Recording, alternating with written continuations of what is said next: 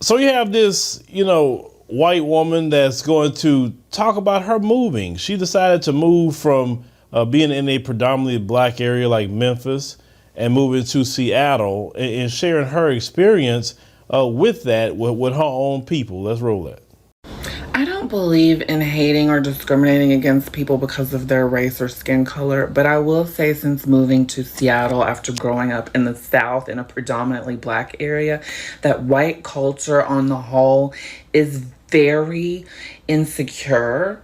Like, my takeaway from it, because I've never been in such a predominantly white area in my whole life and just surrounded by whiteness, but there's some of the most insecure people that I've ever been around in my entire life, including ones who have access to unlimited wealth and privilege. Like, why are you so insecure? Why are you constantly so worried about what other people are doing? They're constantly picking apart others. It's not like upper class. This is a very bourgeois middle class mentality. It's conformist, it's Philistine, it's giving Philistine. It's very like, we need to look at everyone around us and make sure that they're conforming because we need to project our insecurities onto them. And they're nosy. Mind your own. Because she grew up in a predominantly black area and black people don't have that type of insecurity about themselves, what she doesn't realize is that insecurity they have and what kind of got on her nerves about it is because they have been told all their life a lie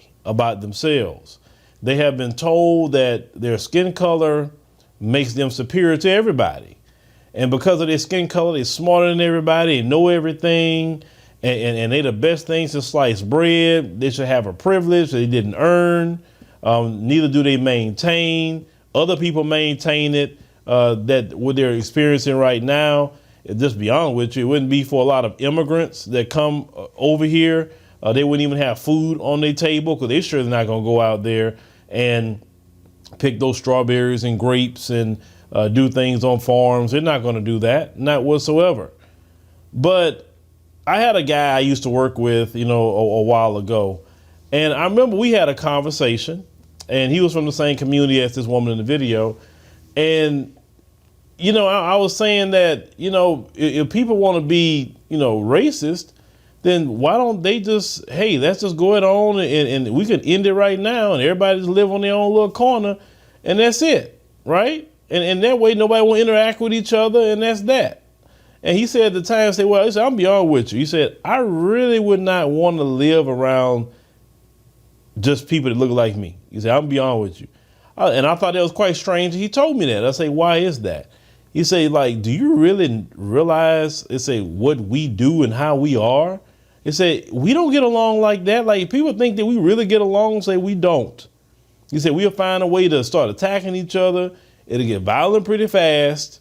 He said the food would probably be horrible. He said he was going through a lot of lists with that, but for him to say that he wouldn't want to be just around his own people. But there's some of the most insecure people that I've ever been around in my entire life, including ones who have access to unlimited wealth and privilege. Like, why are you so insecure? Why are you constantly so worried about what other people are doing? They're constantly picking apart others. It's not like upper class. This is a very bourgeois middle class mentality. It's conformist, it's Philistine, it's giving Philistine. It's very like, we need to look at everyone around us and make sure that they're conforming because we need to project our insecurities onto them. And they're nosy. Mind your own. And it kind of makes sense because as black people, we can say, okay, if you don't like us, fine, no problem. But we're going to remove ourselves from here, go over here, having a good time, doing our own thing. What ended up happening? We doing our own thing, and then here come one or two of them showing up out the blue. Nobody called them. Nobody said, come over here. They just show up. Oh, I heard the food was good over here. I thought, like, wait a minute. We came over here because y'all didn't want us over there, right? And even if you go all the way to the continent of Africa, which takes you some time to fly to, even if you go over there, they're still going to come where we're at. It's no matter where we go in the planet, they're going to follow us, period. So they really don't like being around each other like that. They really don't. The only time that they have a camaraderie is that when they're being against people that don't look like them. That's the only thing in history that have bind them together. If you study European history, they always were fighting each other. Always. They could never get along. If you remove non-white people out of the world, they will implode on themselves. They got to have a boogeyman, a boogie woman that's black or Asian or Arab or whoever else.